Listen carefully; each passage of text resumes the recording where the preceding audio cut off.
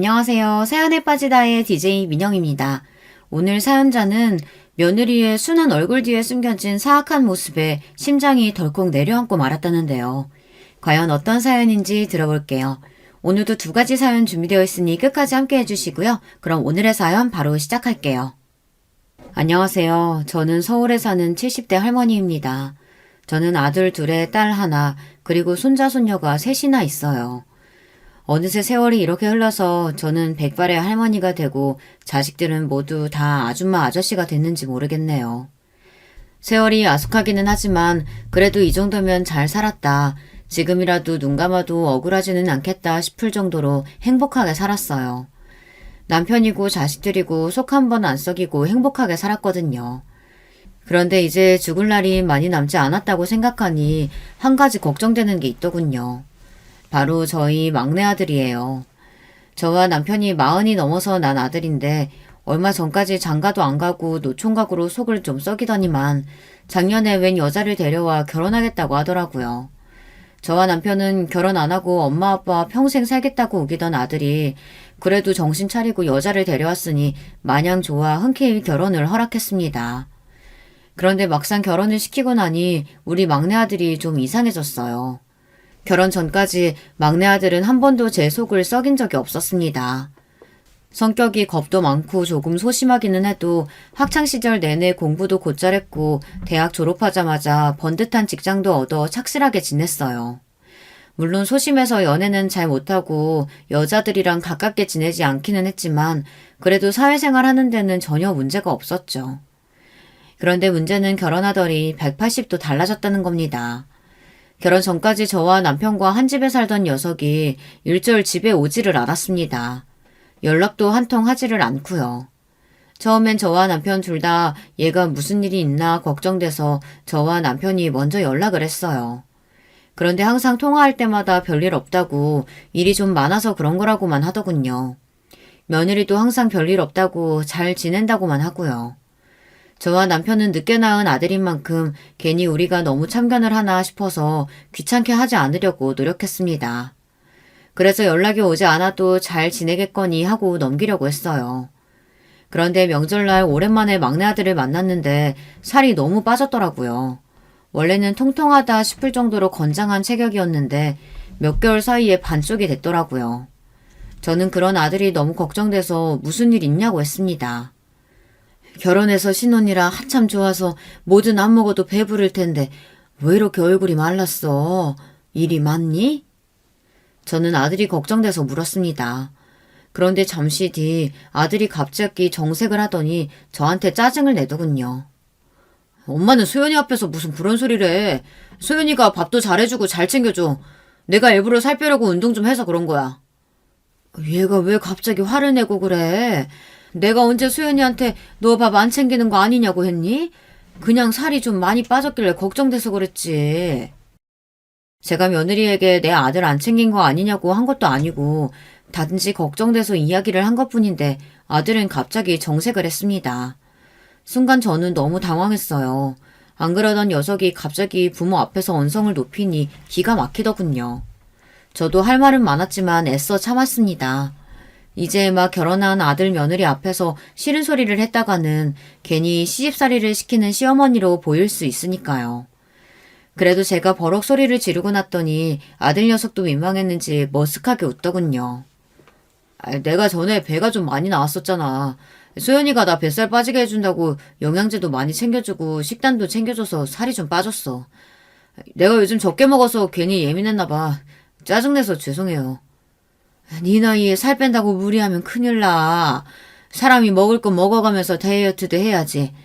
괜히 무리하지 말아라. 이 사람이 다른 땐 괜찮은데 배가 좀 나와서 걱정돼서 관리 좀 한 거예요. 근데 너무 많이 빠졌나 봐요. 앞으로는 어머니 걱정 안 하시게 제가 잘 챙길게요, 어머니. 그래, 한 살이라도 젊을 때 관리해야지.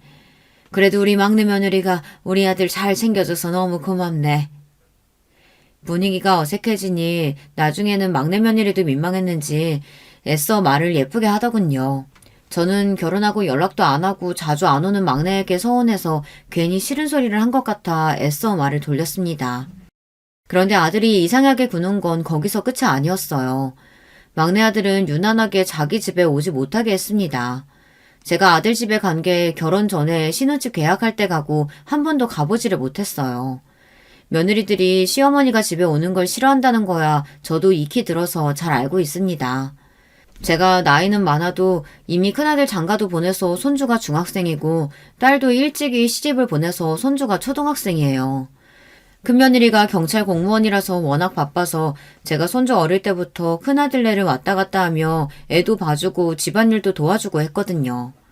물론 애 봐준다고 아무 때나 왔다 갔다 하면 며느리가 불편할까봐 용건 없이는 일절 가지도 않았습니다. 딸네 집에도 마찬가지예요. 사위도 사는 집이니 딸이 오라고 하지 않으면 절대 안 갔어요. 더군다나 저도 이제 나이가 들어 귀찮아서라도 자식들 집에 가고 싶지 않았습니다. 가봐야 애만 봐줘야 하고 며느리든 사위한테 좋은 대접 못 받은 거 뻔히 아는데 제가 뭐하러 힘들게 가겠어요. 그런데 그날은 저도 어쩔 수 없이 막내 아들 집에 갔습니다. 막내 아들이 아직 주소를 안 바꾼 게 있는지 카드 내역서랑 우편물이 자꾸 우리 집으로 날라오더라고요. 저는 아들에게 몇 번 전화도 했는데 얘가 영 오질 않길래 따로 모아뒀다가 아들네 근처에 일이 있어서 가는 길에 가지고 가서 잠깐 아들네 집에 들렀습니다. 때마침 주말이길래 아들이 집에 있을 것 같아서요.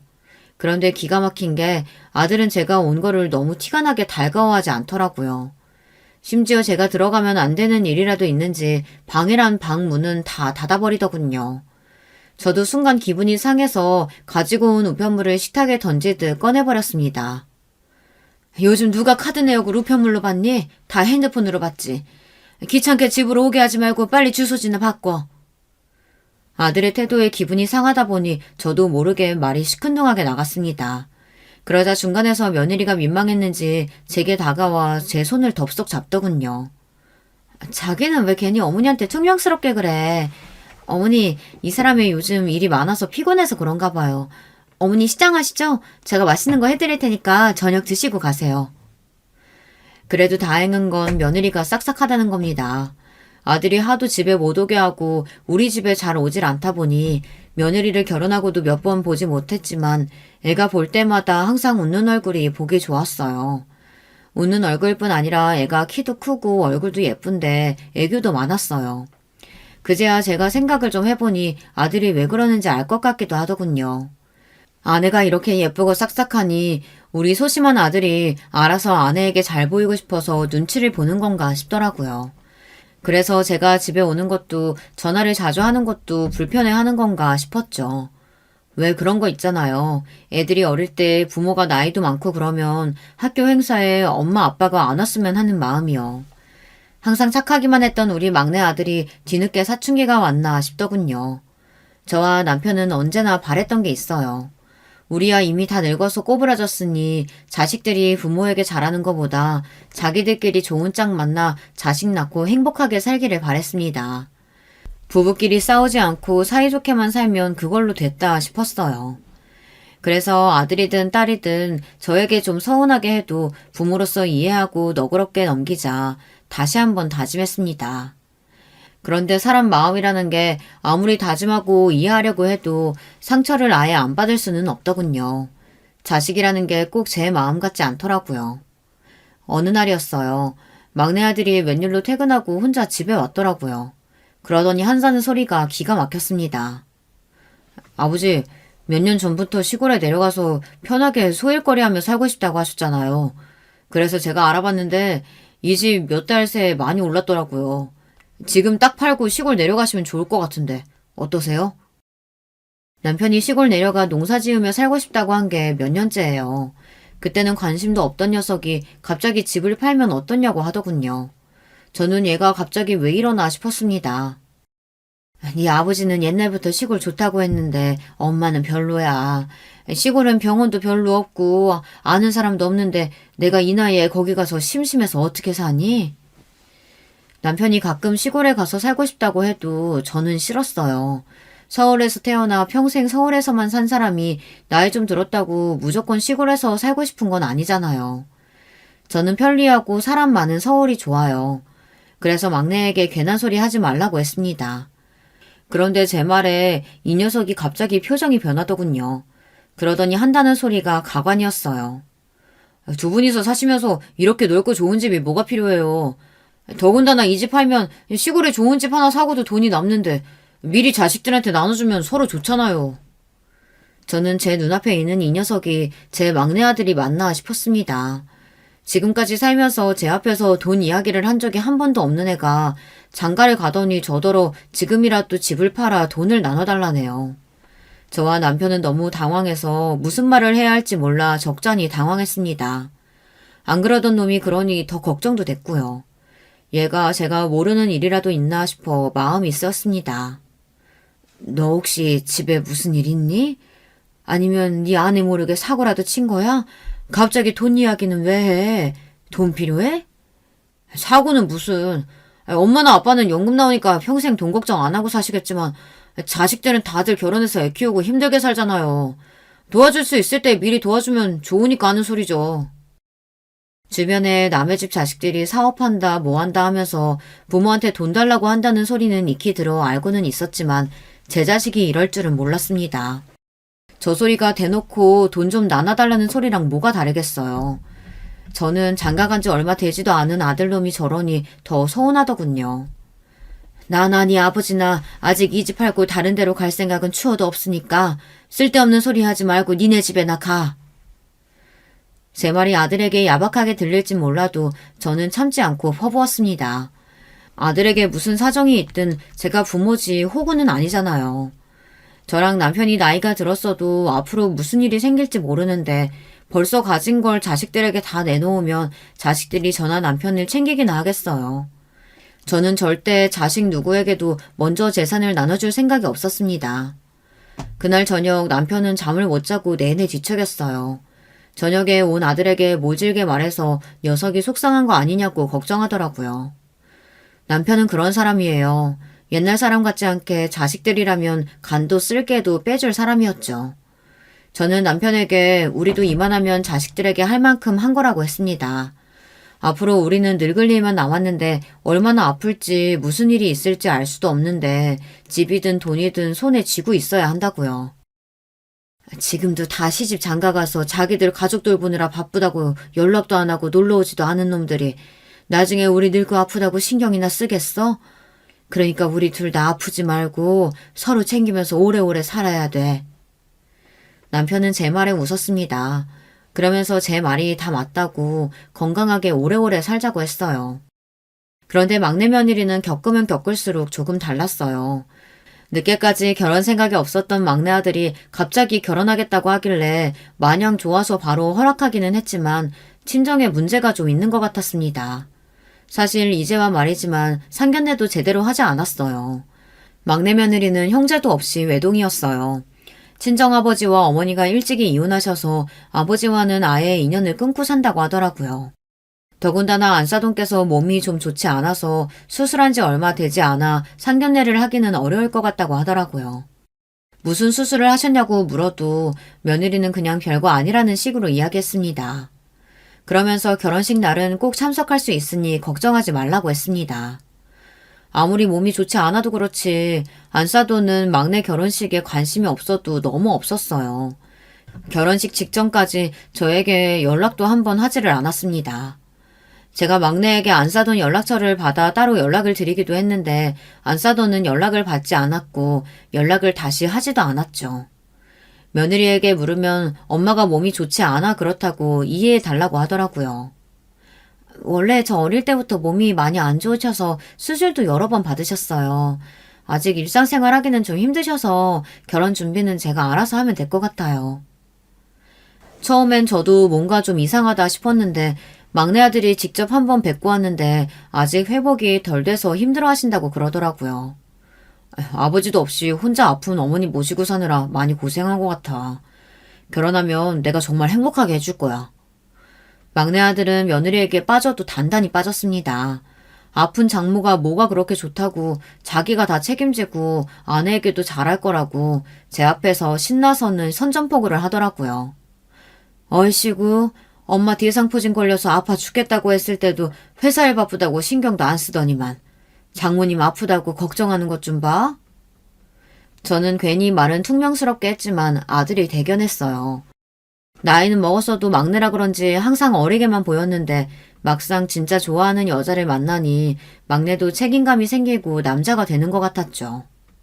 아들이 그렇게 좋아하니 제가 결혼을 반대할 이유가 없었습니다. 그리고 막내 아들 말대로 아버지도 없이 평생 아픈 어머니 쥐치닥거리만 하느라 산 며느리가 안쓰러웠어요.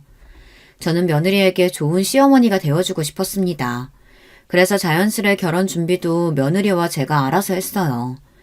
결혼 준비를 하며 같이 다니다 보니 며느리는 생각보다 더 살갑고 애교도 많았습니다. 애가 참 의젓하고 주변 사람을 잘 챙기는 성격이더라고요.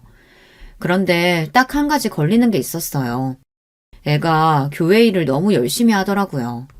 우리 집은 식구들이 모두 다 무교예요. 그런데 막내 며느리는 어머니와 교회에 다닌다고 하더라고요. 물론 어려서부터 의지할 곳이 마땅치 않았으니 종교회라도 의지했던 마음은 이해하지만 그 정도가 좀 지나친 것 같았습니다. 막내 며느리는 일요일뿐만이 아니라 시간이 나면 항상 교회에 갔어요. 저와 드레스를 보다가도 갑자기 교회에 일이 생겼다고 가더라고요. 그리고 한 번은 저에게 같이 가자고 권하기도 했어요. 제가 열심히 기도한 덕분인지 민우 씨도 만나고 어머니처럼 좋은 시어머니도 만났잖아요. 그래서 그런데 어머님도 저랑 같이 가보실래요? 제가 어머님 좋다고 하도 말하고 다녀서 교회 분들이 다들 궁금해 하시거든요. 아니야. 나는 사람 많은 데는 영 불편하더라.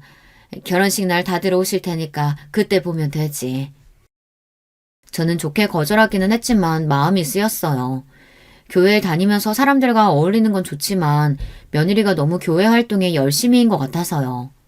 그런데 역시나 제가 우려하던 대로 결혼하고 나서도 막내 며느리의 열정적인 교회 활동이 문제가 되기는 했죠. 막내 며느리는 어떤 집안 행사보다도 항상 종교 활동이 먼저였습니다. 한 번은 그런 적이 있어요. 제 생일날이었는데 저희 식구가 대식구다 보니 생일에 다 같이 모여 밥 한 번 먹으려면 약속 잡기가 쉽지 않았어요. 그런데 날짜를 잡을 때마다 막내 며느리가 자꾸 교회 이야기를 하며 교회에 일이 있어서 그날은 안 된다고 하더라고요. 일요일은 그렇다 치지만 토요일도 금요일도 심지어 평일까지도 못놈의 교회가 일이 많더라고요. 동서, 교회 일에 진심인 건 알겠는데 아무리 그래도 어머님 생신 있는 주에 하루도 시간이 안 된다고 하면 어떡해.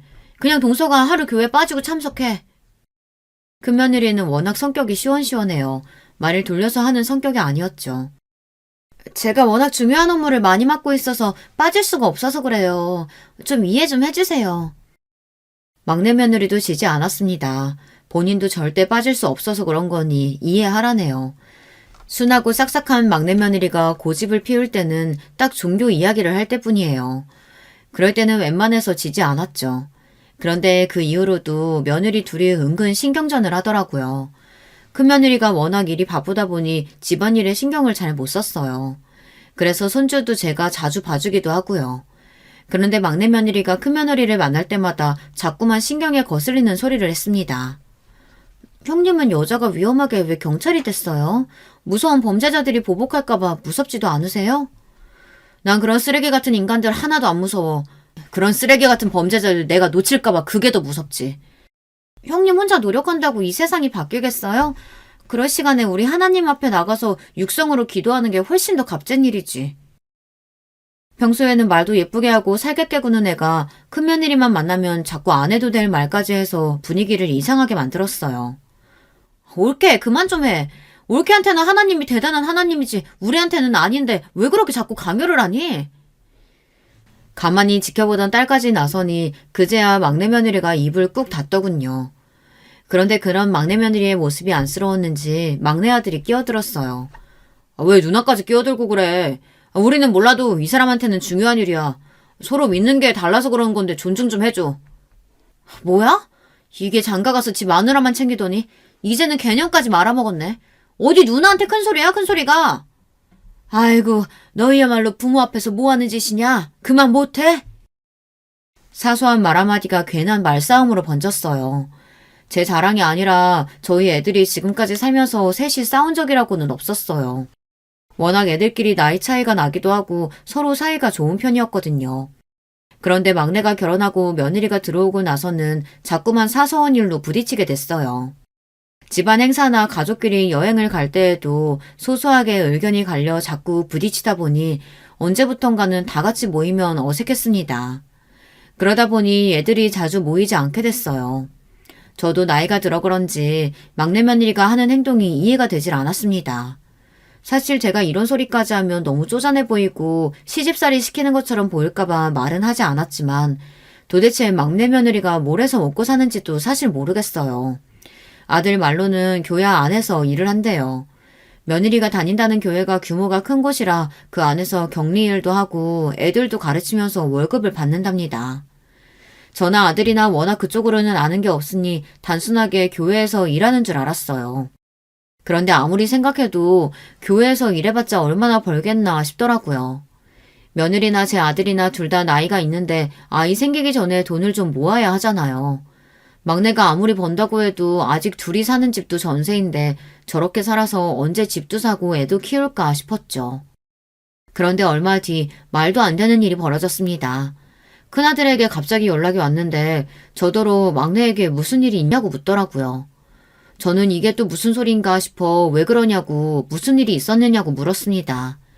그러자 큰아들이 하는 말이 기가 막히더군요. 막내가 갑자기 전화와서는 와이프한테 혹시 위치 추적 좀 부탁할 수 없냐고 하더라고요. 막내 아들이 경찰인 큰며느리에게 위치 추적 좀 할 수 없냐고 부탁을 했답니다. 뜬금없는 소리에 큰아들은 무슨 일이냐고 누구 위치 추적을 하려고 하냐고 물었대요. 그러자 막내가 아니라고 자기가 괜한 소리를 했다고 하면서 전화를 뚝 끊어버렸답니다. 그때는 나도 별일 아니겠거냐고 넘겼는데 생각할수록 이상해서 신경이 쓰이네. 저는 아무래도 이상해서 며칠 뒤 막내 아들네 집에 들렀습니다. 막내가 제가 집에 오는 걸 싫어하는 거야 알지만 자꾸만 마음이 쓰이고 걱정되니 가만히 있을 수가 없었어요. 그런데 막내 아들이랑 며느리 둘 다 전화를 안 받고 집에도 없더라고요. 저는 그대로 기다릴 것 없이 그냥 집으로 돌아오려고 했습니다. 그런데 그때 엘리베이터에서 익숙한 얼굴이 내렸어요. 바로 안사돈이었습니다. 너무 반가운 마음에 웃음을 지으며 다가갔습니다. 그런데 결혼식 때 보았던 안사돈과는 어딘가 미묘하게 달랐어요. 심지어 안사돈은 저를 보고도 잠시 못 알아보면서 인상을 구기더니 이내 알아보고는 놀란 표정으로 바뀌었습니다. 그제야 반갑다며 인사를 하더군요. 저는 안사돈에게 아내 애들이 없어서 그냥 돌아가려던 참이라고 했습니다. 그러자 안사돈 표정이 어딘가 이상하더군요. 그러더니 어딘가 당황한 듯 보이는 표정으로 저에게 집 비밀번호를 아느냐고 물었습니다. 애들 집에 두고 온 게 있는데 가져가야 한다고요. 저는 애들이 전화를 안 받아서 다시 전화해보겠다고 했어요.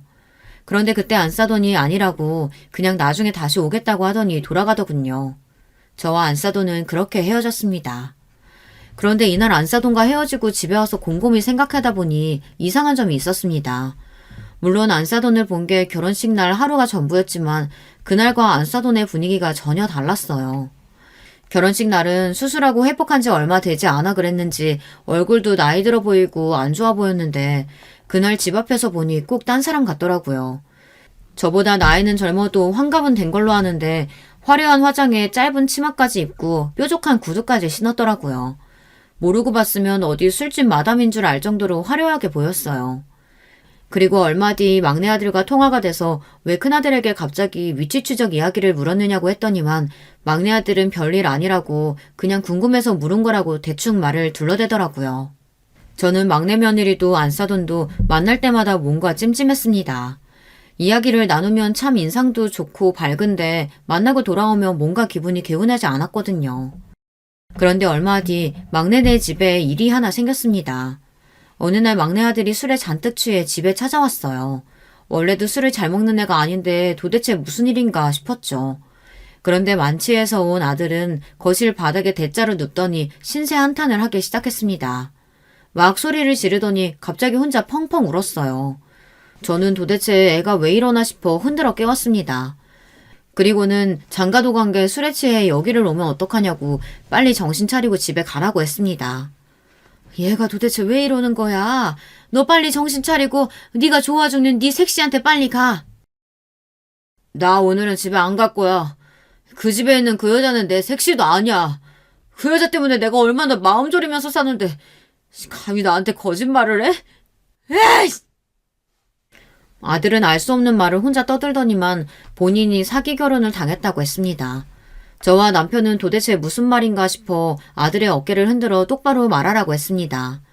제 아들을 40년 가까이 키우면서도 처음 보는 모습이다 보니 저나 남편이나 당황스럽더라고요. 엄마, 아빠, 내가 얼마나 아기 갖고 싶어 했는지 알죠? 근데 그 여자가 내가 얼마나 아기 갖고 싶어 하는지 뻔히 다 알면서 글쎄 나 모르게 피임을 했더라니까요. 아들 입에서 나온 말에 저와 남편은 순간 입이 벌어졌습니다. 막내 며느리가 아들 모르게 피임을 하다가 걸렸나 보더라고요. 저와 남편은 속상한 마음을 애써 진정시키고 아들을 자게 뒀습니다. 그리고 막내 며느리에게 메시지만 한 통 보냈어요. 술에 취해 우리 집에 와서 자고 있으니 걱정하지 말라고요. 저도 며느리에게 궁금한 거야 많았지만 술에 취한 아들 녀석에게만 들은 이야기를 가지고 꼬치꼬치 물을 수가 없었어요. 아들이 술이 깨면 그때 다시 듣고 이야기를 하기로 했죠. 그런데 다음 날 막내 며느리가 일찍부터 집에 찾아왔습니다. 그러더니 다짜고짜 저와 남편에게 죄송하다고 머리를 숙이더군요. 그러더니 며느리가 갑자기 눈물을 쏟았어요. 제가 어머님 아버님께 말씀 안 드린 게 있는데 사실 저희 친정어머니께서 고치기 힘든 희귀병에 걸렸어요. 그 병 고치느라고 수술도 여러 번 하고 지금도 치료받고 계시고요. 저는 처음 듣는 이야기에 적잖이 놀랐습니다. 물론 사돈이 몸이 안 좋다는 거야 알고 있었지만 그게 고치기 힘든 희귀병일 줄은 몰랐거든요. 나중에 안 사실인데 어머니 병이 유전될 수도 있다고 하더라고요. 진작에 말씀 못 드려서 죄송해요. 근데 저도 정말 결혼하고 나서야 알았어요. 진작 알았으면 결혼 안 했을 거예요. 며느리의 말이 친정어머니의 병 때문에 아이를 안 가지려고 피임했답니다. 다행히 며느리는 유전되지 않았지만 며느리의 아이에게는 유전될 확률이 있어 아이를 낳기가 무섭다네요. 저와 남편은 도무지 무슨 대답을 해야 하는지 떠오르질 않았습니다. 이런 상황이 너무 숨막히고 싫었어요. 왜 제 아들과 며느리에게 이런 일이 생긴 건지 속상하기만 했습니다. 결혼 전에 몰랐다는 말 제발 믿어주세요. 지금이라도 이런 저 받아주지 못하시겠다면 이혼하겠습니다. 그런데 저 민우 씨 너무 사랑해요. 민우 씨가 이런 저라도 받아주고 행복하게 살았으면 좋겠어요. 그동안 애가 얼마나 마음고생을 했는지 가녀린 어깨를 떨면서까지 울더군요. 그 모습을 보는데 저게 거짓말일 리 없겠다는 확신이 들었습니다. 더군다나 매일 교회에 가서 기도하는 애가 가족을 속일 리 없잖아요. 저와 남편은 며느리에게 다가가 애써 위로했습니다. 그때였어요. 술에 취한 아들이 방에서 나왔습니다. 그러더니 눈에 눈물이 가득 고여있더군요. 자기야, 그런 거였어? 왜 진작 나한테 말 안 했어? 나도 자기 사랑해. 자기만 있으면 아무것도 필요 없어. 저는 순간 드라마라도 찍는 줄 알았습니다. 어제까지만 해도 사귀니 뭐니 소리를 지르던 녀석이 며느리의 사랑 고백을 듣자마자 좋아 어쩔 줄 모르더군요.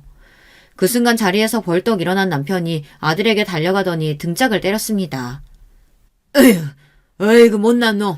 사랑한다고 행복하게 해주겠다고 할 땐 언제고? 네 마누라 속도 모르고 사기 결혼이니 뭐니 그런 소리란 거야? 남편은 며느리를 믿었습니다. 그리고 지금까지 혼자 마음 졸였을 며느리가 안쓰럽다면서 아들을 나무랐습니다. 저도 남편과 생각이 같았어요. 지금까지 본 막내 며느리는 절대 저희를 속일 리 없다고 확신했죠. 아버님, 어머님, 감사해요. 제가 부족한 만큼 앞으로 민우 씨는 물론이고 어머님, 아버님한테도 정말 잘할게요. 막내야, 우리한테 잘할 필요 없어. 너희들이 안 싸우고 사이좋게 지내는 거 그게 우리를 위하는 거야. 저는 진심이었습니다. 사실 손주든 손녀든 많으면 많을수록 좋죠. 하지만 저는 무엇보다 제 자식들의 행복이 더 중요합니다. 아들이 행복하고 좋으면 그거로 됐어요. 그날 이후 막내 아들과 며느리는 부르지 않아도 집에 자주 왔습니다. 저희에게 잘하겠다던 며느리의 말이 빈말은 아니었는지 정말 저와 남편에게 잘했어요. 그러던 어느 날이었어요. 심장이 철렁 내려앉을 정도로 끔찍한 일이 벌어지고 말았습니다. 저와 50년 가까이 살면서 병원 신세 한 번 앉은 남편이 갑자기 쓰러졌어요. 언제나처럼 아침 먹고 잠깐 산책을 다녀온다던 남편이 공원에서 쓰러져 지나가던 사람이 119 연락을 해줘서 응급실에 실려갔습니다. 저는 연락을 받고 놀라서 곧장 병원으로 달려갔어요. 그런데 응급실 의사 말이 충격적이었습니다. 저더러 혹시 남편이 술을 많이 드시냐고 묻는 거예요. 현재 간경화 증상이 심각합니다. 검사를 해봐야 알겠지만 간부전 증상도 너무 심각해 보여서 바로 수술을 해야 할 것 같아요. 저는 순간 너무 놀라서 바닥에 주저앉고 말았습니다. 남편은 젊어서부터 지금까지 술은 입에도 못 대는 사람이에요. 맥주 한 잔만 마셔도 머리부터 발끝까지 빨개지는 사람이라 술을 너무 싫어했거든요. 더군다나 자기 관리를 워낙 잘하는 사람이라 평소 운동도 자주 하고 병원에도 자주 다니며 검사도 많이 했어요. 그런 사람이 마치 몇 년 동안 매일 술을 마신 것처럼 간이 상했대요. 저는 도무지 이해가 되지 않아 의사를 붙잡고 남편이 갑자기 왜 쓰러진 거냐고 심각한 거냐고 물었습니다. 우리 남편이 이렇게 허망하게 쓰러질 리 없다고요. 의사는 지금 당장 수술해야 한다는 말만 되풀이했습니다. 안 그러면 돌아가실 수도 있다고요. 저는 답답한 마음을 부여잡고 남편을 수술실에 들여보내야만 했습니다. 그리고 몇 시간 뒤 만난 남편은 중환자실에 누워 있었어요. 수술한 지 반나절이 꼬박 지났는데도 남편은 전혀 의식이 없었습니다. 저는 하염없이 눈물만 흘렸어요. 저도 우리가 새파랗게 젊은 부부는 아니니 언젠가 이런 날이 올지 모른다고 예상은 했지만 이렇게 빨리 벌어질 거라고는 상상도 못했습니다. 제가 정신을 못 차리고 몇 날 며칠을 남편 옆에 있으니 자식들이 걱정됐는지 저를 데리러 왔어요. 그러고는 간병인을 불렀으니 저에게 며칠 쉬라고 했습니다. 저는 괜찮다고 남편 옆에 있겠다고 우겼습니다. 그러자 큰아들과 딸이 저를 다그치더군요. 이러다 어머니까지 쓰러지겠어요. 아버지 누구보다 건강한 분이셨으니까 금방 일어나실 거예요. 그러니까 제발 우리 말대로 해요. 그래 엄마. 며칠은 우리가 돌아가면서 왔다 갔다 할 테니까 제발 좀 쉬어요.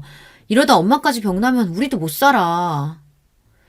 제 걱정에 눈물을 흘쩍이는 자식들을 보니 저도 마음이 안 좋더라고요. 그제야 저도 정신을 좀 차렸습니다. 자식들 속도 속이 아닐 텐데 엄마라는 사람이 며칠을 정신을 못 차리고 있었으니 너무 미안했어요. 저는 자식들 말대로 했습니다. 집에 돌아가 정신도 바짝 차리고 밥도 먹고 잠도 자고 건강해져서 다시 병원에 오겠다고 남편에게 약속했어요.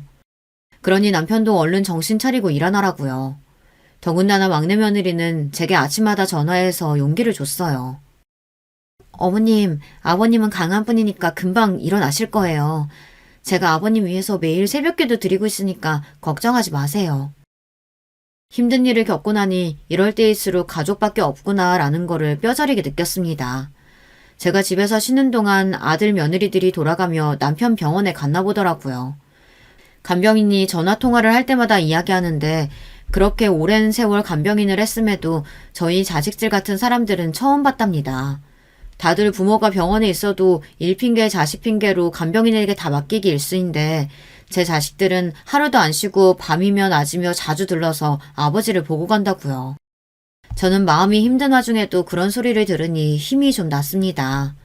그리고 남편을 보러 가서 그런 이야기를 해줬어요. 당신은 참 복도 많은 사람이야. 지금까지 살면서 자식들이 속 한 번 안 썩이고 저렇게 잘 커준 것만도 고마운데 정신없이 누워만 있는데도 자식들이 알아서 저렇게 보러 와주잖아. 그러니까 빨리 정신 차리고 일어나요. 그런데 그때였습니다. 중환자실 담당 간호사 한 분이 머뭇거리더니 조심스럽게 저에게 다가오더군요. 꼭 할 말이 있는 사람처럼요. 저는 이상해서 왜 그러냐고 저에게 할 말이라도 있냐고 물었습니다. 그러자 간호사가 쭈뼛거리더니 주변을 살피더군요. 그러더니 저에게 잠시 이야기를 나눌 수 있냐고 조심스럽게 물었습니다. 저는 아무래도 분위기가 심상치 않아 알겠다고 나가서 이야기하자고 하고는 간호사와 중환자실 밖으로 나왔습니다. 그러자 간호사가 대뜸 하는 말이 충격적이었어요. 보호자님, 제가 이런 말 하는 거 사실 너무 주제 넘은 거 아는데요. 아무래도 제가 너무 걱정돼서 말씀을 안 드릴 수가 없네요. 며느리분이 통화하는 걸 제가 우연히 들었는데 아무래도 이상해서 제가 가만히 있을 수가 있어야죠. 보호자님, 며느리분 꼭 조심하세요. 저는 간호사가 도대체 무슨 소리를 하는 건가 싶었습니다. 저는 이해가 안 돼서 도대체 무슨 통화 내용을 들었길래 그러느냐고 했습니다. 그러자 간호사 말이 저에게 혹시 남편이 먹던 약이 있지 않느냐고 물었어요. 며느리분이 중환자실 앞에서 다짜고짜 전화에다 대고 소리를 질렀어요. 그러니까 그 약은 안 된다고 하지 않았냐고, 이러다 죽으면 어쩌려고 그러냐고 막 화를 내더라고요. 제가 보기엔 분명히 환자분이 드시던 약에 관한 이야기를 하는 것 같았는데. 저는 순간 온몸에 소름이 쫙 돋았습니다. 사실 얼마 전에 며느리가 남편에게 가져다 준 약이 있어요. 남편이 얼마 전 건강검진에서 혈압이 좀 높게 나오고 가벼운 위험 증상이 있었거든요. 소화도 가끔 안 된다고 불편해했고요. 병원에서는 약을 먹을 정도는 아니라고 해서 별로 걱정 안 하고 있었는데 며느리 말이 병은 시작됐을 때 바로 고쳐야 큰 병이 안 된다고 왜 진작 자기한테 말을 안 했느냐고 하더라고요. 그러면서 막내 며느리가 하는 말이 아는 분이 이 약을 먹고 혈압도 금방 떨어지고 소화 기능도 좋아졌다고 큰 소리를 치며 웬 약을 가지고 왔더라고요. 저희 어머니가 희귀병으로 고생하시다 보니까 제가 주변에 아는 제약회사 직원들이 많아요. 신약 나오면 바로바로 먹어봐야 하니까요. 그래서 알게 된 건데 이 약이 정말 비싸고 좋은 거라 원래 따로 안 파는데 제가 아버님 걱정돼서 특별히 구해온 거예요. 믿을 만한 제약회사에 다니는 사람한테 따로 산 거라고 절대 주변에 소문내면 안 된다고 신신당부를 하더라고요. 제약회사 직원들이 따로 돈을 벌 목적으로 친한 사람들한테만 파는 거라고요. 저는 아무래도 불법적인 것 같아 조금 불안해서 그런 걸 왜 가지고 왔냐고 다시 갖다 주라고 했어요. 그러자 며느리는 자기가 시아버지를 위해서 이 정도도 못하겠냐고 정말 좋은 약이라 어렵게 구한 거라고 했습니다. 제발 한 번만 드셔보시라고요. 저 친정엄마 아픈 거 보면서 정말 많이 힘들었어요. 그런데 어머님 아버님까지 아프시면 정말 너무 힘들어서 못 견딜 것 같아요. 저희를 생각해서 힘들게 구했다며 절절하게 말하는 며느리의 말을 어떻게 무시할 수 있겠어요. 남편은 곧장 이야기 얼마냐고 구할 수 있는 만큼 다 구해서 달라고 했습니다. 본인이 다 사겠다고요. 저와 남편은 싹싹하고 똑똑한 막내 며느리가 하는 말이니 무조건 믿고 샀습니다. 그러고는 며느리 말대로 약을 하루에 2번 꼬박꼬박 먹었어요. 남편이 깜빡하면 제가 알아서 챙겨줬습니다. 그런데 철석같이 믿었던 며느리가 준 약 때문에 남편이 쓰러졌을지도 모른다고 생각하니 저는 심장이 벌렁거리고 너무 불안해서 가만히 있을 수가 없었어요. 저는 곧장 집으로 달려갔습니다. 그리고 남편이 먹었던 약부터 찾았어요. 그리고 핸드폰에 그 약에 대해 검색했습니다. 그런데 일절 정보가 나오지를 않더군요. 분명 믿을 만한 제약회사에서 산 거라고 했는데 아무런 정보가 없었어요. 저는 순간 너무 불안해서 곧바로 큰아들에게 전화를 했습니다. 그리고 그날 있었던 일에 관해 이야기를 했어요. 그러자 큰아들은 놀라서 버럭 소리를 지르더군요. 왜 그런 이야기를 이제야 하세요? 누가 약을 의사 처방도 없이 모르는 사람한테 사요. 지금 당장 그 약 이름이랑 사진 찍어서 저한테 보내주세요. 바로 확인해 볼게요. 큰아들은 당장 큰며느리에게 알아보라고 할 테니 사진부터 보내라고 했습니다. 저는 아들 말대로 사진을 찍어서 보냈어요. 그런데 몇 시간 뒤 말도 안 되는 이야기를 듣게 됐습니다. 큰며느리가 잔뜩 격앙된 목소리로 전화가 왔더라고요. 그 약 정말 동서가 준 거 맞아요? 동서는 그 약을 도대체 어떻게 구했대요? 믿을 만한 제약회사 직원한테 돈 주고 산 거래. 제약회사는 무슨... 어머니가 보내주신 약 제가 알아봤는데요. 그거 한 종교단체에서 신도들한테 암치료제라고 사기치고 비싼 돈 주고 팔아먹었던 약이래요. 혹시 동서가 다닌다는 교회 어딘 줄 아세요? 아니, 그냥 큰 교회라고만 들었지 어디에 있는 교회인지도 몰라. 순간 저는 뒤통수를 세게 얻어맞은 줄 알았습니다. 정말 눈앞이 까마득했어요. 어머니, 이거 제가 더 조사해 볼 테니까 절대 동서한테는 아무 말도 하지 말고 계세요. 제가 금방 연락드릴게요. 저는 너무 놀라서 제대로 말도 못하고 전화를 끊었습니다. 그리고 그 순간 머릿속에 번뜩이며 떠오르는 것이 있었어요. 바로 막내 아들네 집에서 봤던 상자들이요. 막내 아들이 하도 집에 못 오게 해서 정확하게 보지는 못했지만 아들이 방문을 닫을 때마다 살짝 보인 게 있었어요. 방 안에 웬 박스가 산처럼 쌓여 있었습니다. 이제 생각해보니 그게 분명 약 박스였을 거예요. 큰며느리가 말한 사이비 종교단체라는 게 아무래도 막내 며느리가 다닌다는 그 교회인 것 같았어요. 저는 제 머리를 세게 쥐어박았습니다. 바보처럼 확인도 안 된 약을 매일같이 남편에게 챙겨줬으니까요. 저는 그날 이후 하루하루가 지옥 같았습니다. 큰아들과 며느리가 아무에게도 말하지 말라고 해서 할 수 없이 가만히 기다리고 있었지만 시간이 갈수록 속이 바짝바짝 타들어갔어요. 그런데 결국은 터질 게 터지고야 말았습니다. 큰며느리가 당장 막내네 집으로 오라고 연락이 왔더군요. 저는 불안한 마음을 부여잡고 막내네 집으로 갔습니다. 그런데 이미 상황은 걷잡을 수 없이 벌어져 있었어요. 막내네 집에 며느리뿐만이 아니라 안사돈까지 와 있었습니다. 형님, 어떻게 저한테 이럴 수가 있어요? 지금 가족인 저를 체포하겠다는 거예요? 제가 뭘 잘못했다고 이래요? 그 순간 큰며느리는 크게 한숨을 쉬더니 함께 온 동료 경찰들에게 수갑을 건넸습니다. 그러자 앞에 있던 동료 경찰이 막내 며느리에게 수갑을 채우며 미란다 원칙을 고지했어요. 그 순간 막내 아들네 집에 있었던 막내 아들과 저는 너무 놀라 말문이 탁 하고 막혔습니다. 형수님 아니에요. 이 사람은 그 종교단체랑 아무 상관도 없어요. 장모님께서 아프셔서 약값이랑 병원비 좀 보려고 그런 거지 절대 사기치려고 작정하고 그런 거 아니에요. 이제 보니 막내 아들은 며느리가 약을 팔고 다닌 걸 알고 있었나 보더라고요. 그런데 그 순간 더 충격적인 이야기를 듣고 말았습니다. 서방님, 저기 저 여자 서방님 장모 아니에요. 동서 엄마도 아니고요. 정가 6범의 사기 용의자예요. 알고 보니 지금까지 사돈으로 알고 있었던 여자는 며느리의 엄마가 아니었어요. 사이비 종교인지 뭔지 아는 그 단체 간부라네요. 비슷한 사기 혐의로 벌써 전과 6범이랍니다. 그러게 약 말고 집 팔아서 돈이나 챙기자니까 멍청한 년. 당신이 뭐라고 그랬어?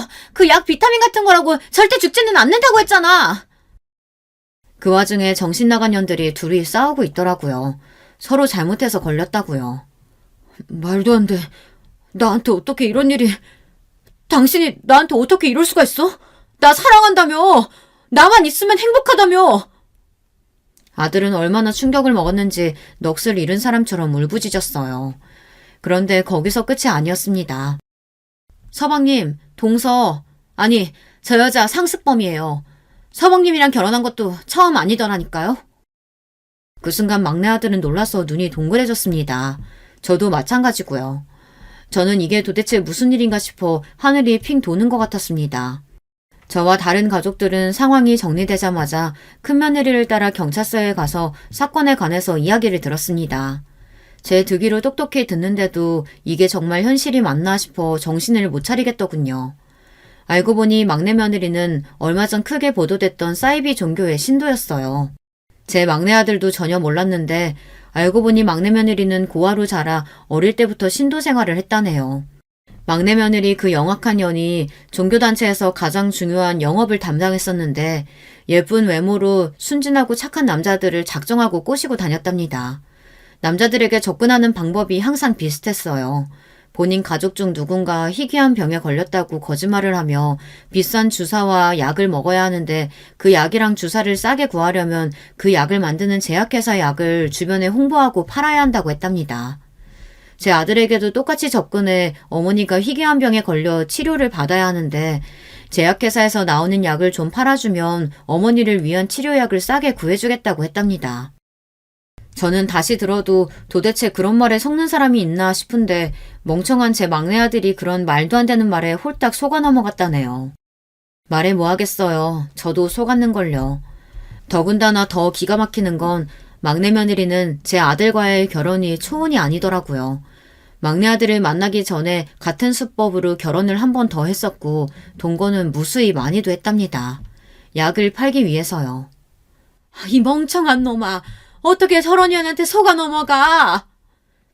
저는 이 상황이 너무 끔찍하고 힘들어서 애꿎은 막내 아들을 붙잡고 원망했습니다. 매일 울면서 아픈 엄마 살리고 싶어서 하는 일이라고 하는데 그걸 어떻게 안 믿어? 막내 아들이야말로 하늘이 무너지는 기분일 텐데 저도 이 상황이 너무 속상해서 저마저 아들에게 퍼붓고 말았어요. 아들도 땅을 치며 울부짖었습니다. 특히나 더 화가 났던 건 그 약에 부작용이 있다는 사실을 뻔히 알고도 시아버지인 남편에게까지 그 약을 먹게 한 부분이에요. 아무리 사기꾼이라도 1년 가까이 부부로 살고 가족으로 산 사람들에게 그런 짓까지 할 수 있다는 게 믿을 수가 없었거든요. 막내 며느리가 구속되고도 우리 가족은 쉽사리 충격에서 벗어나지 못했어요. 소송이 진행될수록 막내 며느리에 대해 하나하나 밝혀지는데 감당이 되질 않았어요. 막내 며느리가 준 약이 심각한 부작용이 생길 수 있는 약이라는 사실을 증명해내기는 했지만 평소 건강하던 남편이 갑자기 쓰러진 게 막내 며느리가 준 약 때문이라는 사실을 증명하기가 힘들었습니다. 소송은 1년 넘게 이어지고 있습니다. 너무도 다행이었던 건 얼마 전에 남편의 의식이 돌아왔다는 겁니다. 아직 열이 좀 있고 혈압이 떨어지지 않아서 병원에 조금 더 있기는 해야겠지만 그래도 일반 병실로 곧 옮길 수 있을 것 같아요. 물론 아직 막내 며느리 일은 남편에게 말하지 못했습니다. 앞으로도 남편에게 이 사실을 솔직하게 말할 수 있을지 모르겠어요. 막내 며느리가 작정하고 우리를 속였다는 사실을 알게 되면 남편이 충격을 받고 다시 쓰러지기라도 할까 봐서요. 우선 지금은 남편의 건강이 회복되기만을 바라기로 했습니다. 제 바람은 오로지 그것뿐이니까요. 그런데 얼마 전 막내 며느리 변호사에게 연락이 왔습니다. 남편 의식이 돌아왔으니 합의해 달라고요. 저는 다시 한번 가슴에 깊은 상처를 받았습니다. 아무리 생각해봐도 도대체 저더러 뭘 합의하라는 건지 모르겠어요. 도대체 지금 무슨 소리를 하는 거예요? 내 아들 인생 망치고 내 남편까지 죽이려고 한 년이랑 나더러 지금 합의를 하라는 거예요? 다시는 나한테 전화하지 마세요.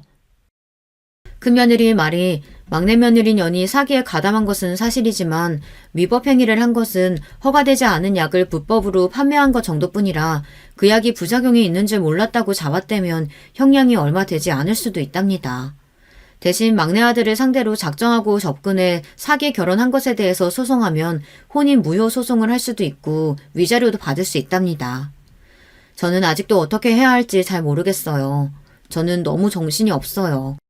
남편이 깨어나긴 했지만 아직 병원에 있고 제 막내 아들은 아직도 충격에서 벗어나지 못하고 직장까지 그만뒀습니다. 그나마 남편이 의식을 찾고 나서는 아들도 마음의 짐을 조금이나마 벗었는지 전보다는 얼굴이 나아졌지만 그 속이 어디 멀쩡하겠어요. 그 여우 같은 년에게 위자료나 몇 푼 받는다고 해서 이 억울한 마음이 나아질 것 같지 않습니다. 제가 정신없는 와중에 이렇게 사연까지 보내게 된 건 여러분에게 조언을 구하기 위해서입니다. 저는 어떻게 하면 좋을까요? 어떻게 하면 그 악마 같은 연에게 속 시원히 복수할 수 있을까요? 여러분께서 좋은 의견이 있으시다면 이 늙은이 좀 도와주세요. 댓글 달아주시면 확인하고 참고하도록 하겠습니다. 기나긴 저의 이야기 끝까지 들어주셔서 감사합니다. 여러분에게는 절대 저 같은 억울한 일은 생기지 않으시길 바라겠습니다. 여러분, 두 번째 사연 시작하기 전에 좋아요, 구독 꼭 눌러주실 거죠? 그럼 두 번째 사연 바로 시작합니다. 안녕하세요. 저는 서울에서 학원 강사로 일하는 40대 후반 여자입니다. 날씨가 많이 풀리면서 진짜 봄이 왔네요. 직업이 강사라서 봄이 되면 새로운 학기가 시작되어 저도 덩달아 설렙니다. 한 해를 마무리하는 겨울에는 학생들을 다음 학년으로 올려보내거나 혹은 고등학교를 졸업하고 대학에 입학시켜서 헛헛하거든요. 반면 봄에는 새로운 얼굴도 보이고 제가 특히 고등학생 전문이라 아직 애뜬 친구들을 보면 재밌습니다. 이렇게 봄이라는 날씨는 제게 특별한 의미가 있어요. 특히 작년 이맘때쯤에 제 인생에서 역대급 사건이 발생하기도 했거든요. 오늘 제보할 사연도 그때 일어난 일이랍니다. 저뿐만 아니라 우리 가족에게도 아주 큰 영향을 끼친 사연이라 차분하게 얘기해 보겠습니다. 일단 시댁에 관련된 얘기긴 해요. 강 선생님, 혹시 지금 시간 괜찮으세요? 수업 전에 저녁 같이 드실래요? 아, 네. 저도 저녁 먹으려고 했어요. 지금 남편하고는 제가 대학을 졸업하고 일하던 학원에서 만나게 됐습니다. 저는 국어 과목이었고 남편은 수학 과목 강사였어요. 처음엔 그냥 다정하고 친절한 동료라고 생각했을 뿐 딱히 관심은 없었습니다. 하지만 나중에 남편과 학생들 관련해서 얘기하다 서로 친해지게 됐어요. 알고 봤더니 나이도 동갑이고 출신 대학도 같더라고요. 공통점이 있고 또 무엇보다 서로 결이 맞았습니다. 학창시절에 공부밖에 모르던 사람이라는 게 참 마음에 들었어요. 그때는 아직 둘 다 20대라 저는 전혀 결혼 생각이 없었던 기억이 납니다. 그런데 남편과의 연애가 딱 3년이 지나고 정확히 5년째 되던 해에 남편이 저에게 결혼 얘기를 꺼냈어요. 저도 물론 남편을 사랑했지만 결혼은 전혀 자신이 없었습니다. 그것은 남편에 대한 문제는 아니었어요. 5년 동안 한결같이 다정하고 저밖에 모르던 사람이었거든요. 자기 일에 성실해서 제가 동료로서 배울 점도 많은 사람이었죠. 놓치고 싶지 않다는 생각도 당연히 했습니다. 하지만 제가 결혼 얘기에 망설였던 이유는 바로 제 친정 때문이었어요. 남편한테는 전혀 티를 내지 않았는데 사실 우리 친정이 매우 가난했거든요. 제가 애초에 좋은 명문대를 간 것도 저한텐 공부가 아니면 성공할 방법이 없었기 때문입니다. 전기도 끊겨받고 밥 먹을 돈이 없어 굶었던 날도 아주 많아요. 돈이 없어서 수학여행을 가지 못하기도 했습니다. 그렇다고 엄마를 원망하는 건 아니에요. 아빠랑 이혼하고 저를 혼자 키우려고 얼마나 고생했는지 잘 알거든요. 제가 아이 낳아 보니 그때의 엄마는 최선을 다했다고 당당하게 말할 수 있습니다. 하지만 그렇게 노력했어도 가난은 가난이었죠. 아빠의 도박과 외도로 인해 이혼해서 엄마는 재혼 생각은 전혀 없었습니다. 그래서 혼자 저를 키운다고 공장도 가고 건물 청소도 하며 지냈는데 갈수록 돈이 부족했습니다. 결국 제가 할 수 있는 건 공부였어요. 그냥 미친 듯이 공부하면서 생각했던 것은 무조건 성공하겠다는 거였습니다. 좋은 대학에 가서 돈을 많이 벌고 싶었어요. 다행히 형제 자매는 없고 외동이라 저는 엄마만 책임지면 됐습니다. 그렇게 밤을 새우고 코피를 터져가며 결국 명문대에 입학했습니다. 그리고 입학하고도 우리 집은 도저히 제 등록비를 감당하지 못한다는 사실을 누구보다 제가 잘 알고 있었습니다. 그래서 도서관에서 종일 공부해서 4년 내내 장학금을 받고 다녔어요. 공부가 좋아서가 아니고 생존 문제였기 때문에 하기 싫어도 해야 했습니다. 그래서 남들은 다 아는 연애 한번 못했어요. 남편이 제 인생의 처음이자 마지막 남자친구였습니다. 아무튼 그렇게 대학 내내 공부해서 장학금을 받았고 방학 때는 과외로 돈을 벌었어요. 마침 그때 입주과외가 흥하던 시기라 방학 때 대치동의 좋은 아파트에서 입주과외로 돈을 많이 벌 수 있었어요. 그 돈으로 저도 학기 때 생활하고 또 엄마한테도 생활비를 줄 수 있었습니다. 그렇게 생존을 위해 돈을 버니까 자연스럽게 강사라는 직업을 얻게 됐어요. 원래 전공은 경영이었는데 과외를 하며 재미를 붙여 국어 관련 전공을 복수 전공했습니다. 그렇게 대학 졸업 후 유명한 대형 학원에서 직장 생활을 시작했죠. 직장을 다니니까 전보다 돈을 더 모을 수 있어서 기뻤습니다. 3년 정도 일하고는 모은 돈으로 엄마와 둘이 살던 허름한 빌라를 탈출하고 그럴듯한 주택으로 이사갔어요. 둘이 처음에 이사가고 현실이 믿기지 않아 한참 울었던 기억이 있습니다. 엄마는 딸 덕분에 이런 호강한다고 하셨는데 그 말을 듣고 속으로 더 성공해야겠다고 생각했죠. 하지만 우리 집엔 빚이 여전히 있었어요.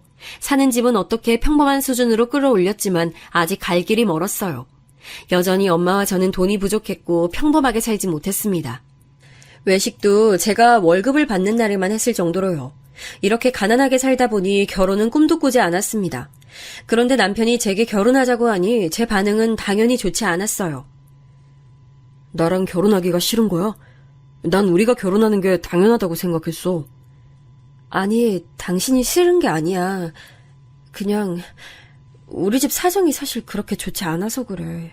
나도 당신하고 결혼하고 싶어. 결혼은 무리라는 마음과 동시에 남편을 놓치고 싶지 않았습니다. 그래서 결국 우리 집 사정에 대해 다 털어놨어요. 남편은 조용히 듣더니 예상 밖의 반응을 하더라고요. 그런 사정이 있을 줄은 전혀 몰랐어. 일단 돈이 문제라면 너무 걱정하지 마. 그동안 어머니 신경 쓰느라 고생했네. 돈 때문에 결혼이 망설여진 건데 남편은 오히려 신경 쓰지 말라며 일단 양가에 인사하자고 했습니다. 저도 그래서 시부모님이 반대하셔도 어쩔 수 없다는 마음을 가지게 됐어요. 일단 같이 인사는 드려도 속으론 체념을 한 상태였습니다. 남편이 먼저 우리 집에 왔는데 사실 그렇게 큰맘 먹고 이사한 집인데 보여주기가 창피하더라고요. 엄마는 제가 처음으로 남자를 데려왔으니 당연히 많은 음식을 준비하셨고 굉장히 환영해 주셨습니다. 나중에 남편이 집에 간 후엔 저에게 잘 골랐다고 대놓고 마음에 들어 하셨죠. 우리 집을 먼저 보여준 건 사실 어느 정도 각오를 하라는 뜻이었어요. 그런데 남편은 아무렇지 않게 대하면서 반응이 바뀌지 않았습니다. 그렇게 제 마음도 서서히 열리게 됐어요. 그러다 남편은 제게 부모님을 뵈러 가기 전에 이미 결혼한 형네 부부를 보자고 하더라고요. 남편은 형제인데 위로 형이 있거든요. 연애할 때 한 번도 형을 본 적이 없어서 궁금했던 저는 냉큼 그러자고 했습니다. 내심 아주버님이 될 분도 그렇지만 형님이 될 분도 궁금했거든요. 그래서 시댁에 정식으로 결혼하고 인사를 하기 전에 형님 부부를 보게 됐죠. 장소는 아주버님과 형님이 살던 신혼집으로 정하고 인사를 갔습니다. 백화점에서 미리 선물을 사고 남편과 같이 갔어요. 형님 부부의 첫인상에 대해 말하자면 아주버님은 예상대로였는데 형님이 살짝 의외였습니다. 아주버님은 남편과 얼굴은 닮았는데 분위기가 살짝 달랐어요. 좀 더 조용하고 진중한 분위기였죠. 말수가 실제로 적기도 하고 감정 동요가 적은 편이더라고요. 그래서 별다른 생각이 없었는데 문제는 형님이었습니다. 일단 신혼집 거실에 아주 큰 피아노가 있어서 되게 놀랐어요. 속으로 피아노랑 관련이 있으신가 생각했는데 형님이 먼저 말을 꺼냈습니다. 내가 그래서 피아노 전공이라 음악에 대한 일가견이 좀 있거든. 동서도 나중에 음악 관련으로 궁금한 거 있으면 언제든지 물어봐. 아, 네. 저도 음악 좋아해요. 그래? 그럼 다행이네. 내가 원장이라 동서는 복 받았지. 만약 아기 낳으면 우리 학원 보내. 내가 싸게 해줄게. 음악에 대해서는 아직도 잘 모르는데 예의상 저렇게 말했어요. 형님은 물어보지도 않은 자기에 관한 얘기를 처음 봤을 때부터 하더라고요. 서로에 관해 소개하는 자리였는데 저에 관한 내용은 오로지 직업 하나뿐이었습니다. 나머지는 형님의 자기 자랑이었어요. 본인 학교부터 고등학생 때 얘기, 그리고 심지어 저는 형님이 나온 유치원 이름까지 알게 됐죠. 저도 배울 만큼 배운 사람이고 사회생활을 했으니 형님에 대한 이미지가 좋진 않았습니다. 제가 첫인상이 유독 오래가는 편이라 더 그랬던 것 같고요. 그래도 사람은 알면 알수록 좋아질 수도 있고 또 시부모님이 아니니까 대수롭지 않게 생각했습니다. 그러고 나서 남편과 드디어 시부모님을 뵈러 갔어요. 연애하면서 서로 집에 가본 적이 전혀 없어서 처음 가보는 거라 저는 긴장을 많이 했습니다. 그런데 남편이 저를 데리고 간 아파트는 강남에 있는 아주 고급 아파트였어요. 남편이 어느 정도 사는 집인 것은 저도 알고 있었지만 이 정도일 줄은 몰랐습니다. 게다가 시부모님이 두 분 다 직업이 교수였거든요. 제 맘을 안 건지 남편은 괜찮다고 연신 저를 토닥였습니다. 심호흡을 몇 번이나 하고 시댁에 들어가서 딱 시부모님을 봤는데 너무 긴장되어 제가 제대로 인사를 했는지도 모르겠더라고요. 아주 어색하게 앉아서 밥을 먹었는데 밥이 어디로 넘어가는지도 모르겠더라고요. 밥을 먹고 넓은 거실로 가서 마저 본격적으로 얘기를 나눴습니다. 그런데 아주 뜻밖의 일이 일어났어요. 김 교수를 알 줄은 전혀 몰랐네. 예비 며느리 입에서 내 친구 이름이 나오다니. 너무 존경하던 분이라 학부 때 제가 교수님 수업을 다 들었어요. 요즘도 종종 연락 주고받고 있습니다. 저야말로 되게 놀라워요. 바로 제가 학부 때 인간적으로 가장 좋아하던 교수님이 시아버지의 절친이었어요. 학교 얘기를 하다가 우연히 나온 얘기였는데 서로 놀랐습니다. 저도 아는 분 얘기가 나오니 경계를 조금 풀게 됐어요. 그 뒤로는 아주 즐겁게 얘기를 나눴습니다. 뜻밖의 인물로 연결이 되니 김 교수님과 그 자리에서 전화도 했어요. 그러면서 제가 4년 내내 장학금을 받았고 과에서 우수 졸업생으로 졸업했다는 소식도 알게 되자 시부모님 표정이 매우 좋으셨어요. 어느새 분위기가 결혼 허락을 받으러 간 자리였는데 결혼은 당연하게 하는 것으로 됐습니다. 그러면서 제 과거 얘기도 나왔는데 저는 가난이 부끄럽진 않았습니다. 힘들었던 것도 맞고 그래서 돈의 소중함도 알게 됐지만 덕분에 제가 이렇게 잘 살고 있으니까요. 덤덤하게 돈이 없어서 수학여행도 못 갔고 나중엔 급식비를 낼 돈도 없어서 굶었다고 말했습니다. 솔직하게 공부가 좋아서 한 게 아니고 장학금을 받지 못하면 대학에 다닐 수가 없어서 공부했다고 말씀드렸어요. 저도 모르게 입에서 하나도 저를 감출 말이 나오지 않았습니다. 만약 제가 다시 그때로 돌아간다면 조금 포장해서 말할 것 같아요. 다행히 시부모님은 그런 제 모습이 마음에 드셨나 봐요. 인사를 다녀오고 남편을 통해 들은 말로는 특히 시아버지가 결혼 추진을 빠르게 하고 계신다는 말이었습니다. 염치 없지만 우리 집 형편이 좋지 않으니 결혼 준비와 결혼식에 대한 비용은 모두 시부모님이 내주셨어요.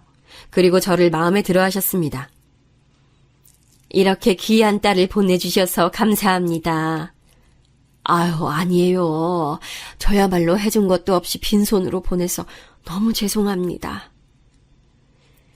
상견례 때 서로 덕담을 주고받는데 친정엄마가 걱정이 매우 많으셨거든요. 근데 그걸 아셨는지 시부모님은 전혀 부담 주지 않았습니다. 불필요한 예단이나 예물도 다 생략했어요. 대신 남편과 제가 일하던 학원 바로 옆에 아파트를 얻어주셨죠. 혼수도 제가 모은 돈으로 하려고 했더니 시부모님이 이미 다 결제를 해주셨어요. 저는 진짜 말 그대로 몸만 가게 됐습니다. 그래서 그냥 시댁을 생각하면 저는 고마운 마음뿐이에요. 제가 낸 돈이라고는 전혀 없었거든요. 대신 시부모님이 저에게 요구하신 게 있긴 했습니다. 바로 제사나 집안 행사에 대한 참석을 꼭 해줬으면 하셨어요. 전 그 정도는 당연히 가능했습니다. 시부모님이 교수라서 배울 점도 많았고 대화하면 확실히 즐거웠거든요. 직업이 학원 강사라 조길 학원에서 아이들과 얘기해서 지치는데 시댁에 가면 교양 있는 분들과 심도 있는 얘기를 할 수 있어 좋았죠. 그리고 저한테 시집살이 시키시는 분들도 전혀 아니셨어요. 전통을 많이 챙기시는 분들이고 가족 행사를 좋아하는 거였습니다. 그리고 그렇게 제가 참석하면 반드시 용돈을 주시거나 항상 필요한 게 없냐고 물으셨어요. 그래서 저는 시댁 행사에 대한 불만이 크게 있진 않았습니다. 문제는 형님이었어요. 동서, 그거 그렇게 하는 거 아니야. 동서는 요리에 영 재능이 없구나? 딱 봐도 알겠어. 아, 죄송해요. 집에서도 요리를 주로 하는 편이 아니라 서툴렀어요. 서방님 그만 괴롭히고 동서도 좀 요리하고 그래야지. 받은 게 그렇게 많은데 양심 어딨어? 농담. 아, 남편은 자기가 한 요리를 제가 맛있게 먹어주는 게 좋다고 하더라고요. 서로 잘하는 거 하는 거죠. 에이, 남자들 다 그렇게 말해도 속은 다르다. 그거 그대로 믿으면 어떡해. 남편이 주로 요리하면 청소와 빨래는 제가 담당했거든요. 애초에 서로 잘하는 게 달랐으니 그렇게 나눈 거였습니다. 시어머니도 저한테 잔소리 안 하시는데 형님이 시집살이를 시키더라고요. 물론 제가 요리에 영 재능이 없던 건 맞아요. 그래도 명절에 가서 태어나서 처음으로 전을 부치는데 옆에서 얼마나 핀잔을 주던지 너무 민망했습니다. 뭐라고 말을 못했던 이유는 형님은 또 요리를 꽤 하셨어요. 제가 먹어도 객관적으로 맛은 있더라고요. 그래서 처음에는 민망해하며 옆에서 어깨너머로 많이 배웠습니다. 저는 워낙 어릴 때는 거창한 요리를 집에서 먹은 적이 없었기 때문에 요리를 못했거든요. 가난해서 갈비찜 같은 것도 기대도 할 수 없었죠. 그냥 빵으로 끼니를 해결하곤 했거든요. 그래도 시어머니는 제게 요리를 못한다고 뭐라 하지 않으셨습니다. 시어머니는 차분하셨고 말수가 많지 않으신 분이셨어요. 오히려 시아버지가 말씀은 더 많으실 정도로요. 그렇다고 아예 차갑거나 냉소적인 분은 아니셨고 아들보다 며느리들을 더 챙기셨습니다. 명절에 다 같이 모여서 밥을 먹어도 꼭 며느리들에게 갈비찜이나 맛있는 음식을 앞에 놔주셨죠. 비싼 과일이 집에 들어오면 저와 형님을 불러 챙겨주셨어요. 명절 당일에도 아침을 먹고 나면 바로 친정에 가라고 등을 떠미셨습니다. 저야 너무 좋았는데 유독 시집살이를 일부러라도 안 하시려는 게 보여서 의아한 마음도 있었어요. 그러다 나중에 남편이 해준 말을 들어보니 충분히 이해됐습니다. 바로 시어머니가 시집살이를 많이 당하셨더라고요. 시대가 아무리 달라도 시집살이는 시집살이잖아요. 시어머니는 당신의 시어머니한테 하도 당해서 절대 며느리들에게 그러지 않아야겠다고 생각하셨대요. 그런 사정을 듣고 나니까 시어머니에게 더 고마운 마음이 들었습니다. 형님도 시어머니와 사이는 나쁘지 않았어요. 다만 제 생각인데 제가 들어오니까 시어머니의 사랑을 온전히 받지 못하니 질투하는 느낌이었습니다. 워낙 며느리한테 잘해주시던 분이니 제가 새로 왔다고 많이 챙겨주셨거든요. 동서, 어머니가 용돈 챙겨주셨지? 얼마 주셨어? 비교해보자. 에이, 같은 비용일 거예요. 비교하면 어머니가 기쁘지 않으실 것 같아요. 그냥 비교하자는 건데 왜 이렇게 예민해? 동서한테 무슨 말을 못하겠어? 형님은 같은 말을 해도 더 밉게 하는 재주가 있었어요. 제가 가르치는 과목이 국어잖아요. 일부러 저런 말을 골라 하기도 쉽지 않은데 대단한 사람이었습니다. 시댁에 행사가 많다 보니 형님을 볼 일도 많았는데 만날 때마다 저러니 저도 상당히 스트레스를 받았어요. 그래서 꾹 참다 이건 아닌 것 같아 말하려고 했을 때였습니다. 제 인생에서 상상하기 싫은 일이 일어났어요. 그때는 신혼이었고 결혼하고 얼마 되지 않았을 때였습니다. 엄마가 갑자기 쓰러져서 병원에 입원하시게 됐어요. 응급실이라는 소리를 듣고 처음으로 학원 강의도 빠지고 가게 됐더니 암이라는 소리를 듣게 됐죠. 저를 키우느라 고생을 많이 하셨고 또 원래 몸이 좋지 않던 분이라 건강검진을 매년 했었는데 그때는 분명 발견하지 못했거든요. 다행히 말기는 아니었고 초기여서 충분히 항암 치료를 하면 나을 수 있다고 말을 들었어도 괴로웠습니다. 세상이 무너지는 것 같았고 멸망하는 기분이 들었어요. 그때 제 곁에서 남편과 시부모님이 없었다면 버틸 수 없었을 거예요. 몇 년이나 지난 지금 돌이켜도 그때의 충격은 다시 상상하기 싫거든요. 내가 너한테 평생 짐만 되는 것 같아서 미안해. 엄마, 왜 그런 소리를 내? 지금 그래도 딸 잘 키워서 시댁 덕도 보고 있잖아. 나 그러면 속상해. 빨리 나와서 사위랑 여행도 다녀야지. 엄마는 병원에 입원도 자주 하셨고 그때마다 제가 간호를 하려 했는데 쉽지 않았습니다. 결국 저는 하나밖에 없는 가족인 엄마를 위해 퇴사했어요. 정말 많이 고민했고 남편과 의논했는데 결론은 제 퇴사가 답이었습니다. 성인이 되고 쉰 적이 단 하루도 없을 정도로 열심히 살았는데 갑작스럽게 퇴사하게 되니 기분이 복잡했어요. 물론 엄마를 위한 거라 후회는 없는 선택이었습니다. 사실 항암을 하며 돈이 많이 들었는데 경제적인 비용을 시부모님이 다 대주셨습니다. 결혼할 때부터 시부모님에게는 받기만 해서 점점 죄송하더라고요. 남편도 제 마음이 불편할까봐 일부러 병간호도 많이 와줬습니다. 그래서 신혼 때는 엄마의 병간호로 시간을 대부분 보냈어요. 형님은 병문안을 한 번도 오지 않았습니다. 학원을 운영 중이니 그럴 수 있다고 생각하면서도 한편으론 서운하더라고요. 동서는 진짜 시댁 잘 만났어. 시댁이 자선사업가는 아니잖아. 근데 받기만 하기에 좀 미안하지 않아? 저도 감사하게 생각하고 있어요. 그래서 제가 형님보다 제사나 모임에 자주 참석하잖아요. 저는 진짜 병원에서 엄마를 간호하면서도 시댁 행사가 있으면 한 번도 빠지지 않고 참석했어요. 그냥 그게 도리라고 생각했고 그래야 제 마음이 편했거든요. 엄마의 몸 상태도 다행히 점점 갈수록 좋아지셔서 다행이었죠. 시아버지는 제가 그렇게 시댁에 갈 때마다 항상 봉투를 챙겨주셨습니다. 경제적인 부분은 당신들이 책임질 테니 전혀 걱정하지 말라고 하셨어요. 그래서 엄마의 암투병 이후로 시부모님에 대한 존경심은 나날이 커졌습니다. 그러다 엄마가 기적처럼 완치까지 하게 됐어요. 너무 기뻐서 시부모님을 모시고 남편 돈으로 소고기도 사드렸습니다. 이 과정에서 시부모님께 도움을 많이 받아 죄송한 마음이 있었는데 제가 도울 일도 생겼습니다. 시아버지가 교수라고 했잖아요. 학술의 준비로 한창 바쁘셔서 고민이시길래 제가 나서서 도와드렸어요. 마침 직장도 퇴사하고 할 일이 많지 않았는데 잘 됐다 싶었죠. 시아버지 연구실에 가서 일손도 돕고 연구 관련해서도 아주 작지만 도움을 줬어요. 학부 때 열심히 공부했던 게 참 뿌듯했죠. 제가 이렇게 도와드리니 시아버지는 저를 더 예뻐하셨어요. 가족들끼리 모이면 제 칭찬을 앞에서 해주시니 몸둘 바를 모르겠더라고요. 남편에게 듣기론 제가 들어오기 전에는 형님을 그렇게 챙겼다고 하던데 이제는 그 애정이 저한테 향하신 게 보인다고 했습니다. 그래서 형님이 제 얼굴을 볼 때마다 시비를 은근히 걸더라고요. 원래도 허영심이 많고 질투가 많은 사람인 건 알았지만 제가 시부모님의 걱정과 사랑을 받으니 보기 싫었을 거예요. 아예 이해가 가지 않는 사항은 아니었어요. 남편 말론 형님이 운영하는 그 피아노 학원도 시아버지가 차려준 거라고 하더라고요. 확실히 시부모님은 며느리들에게 한없이 베푸는 분들이셨죠.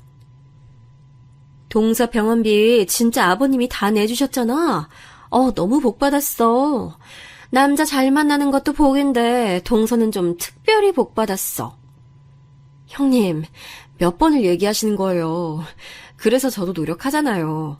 자격지심 때문에 저한테 그러시는 거예요? 그만해주세요. 아유, 너희 왜 그러니? 그래, 내가 원해서 그런 건데 왜 그걸 당사자한테 그래? 그러지 마라. 둘 다 맛있는 거 먹고 기분 풀어. 그러다 본격적으로 형님과 사이가 틀어진 계기가 있는데 그건 바로 제가 임신하고 난 뒤였습니다. 형님과 아주버님은 외동으로 아들 한 명을 낳아 키우고 있었어요. 그런데 제가 옆에서 본 결과 형님은 그 아이를 가지기까지 참 힘들어 보였습니다. 저도 그때 엄마 병간호를 할 때라 자세히는 몰랐는데 아이가 쉽게 생기지 않았다는 것은 알고 있었어요. 남편이 저한테 말해준 것을 들어봐도 자연으로 아이가 안 생겨서 시험관으로 아이를 가졌다고 했거든요.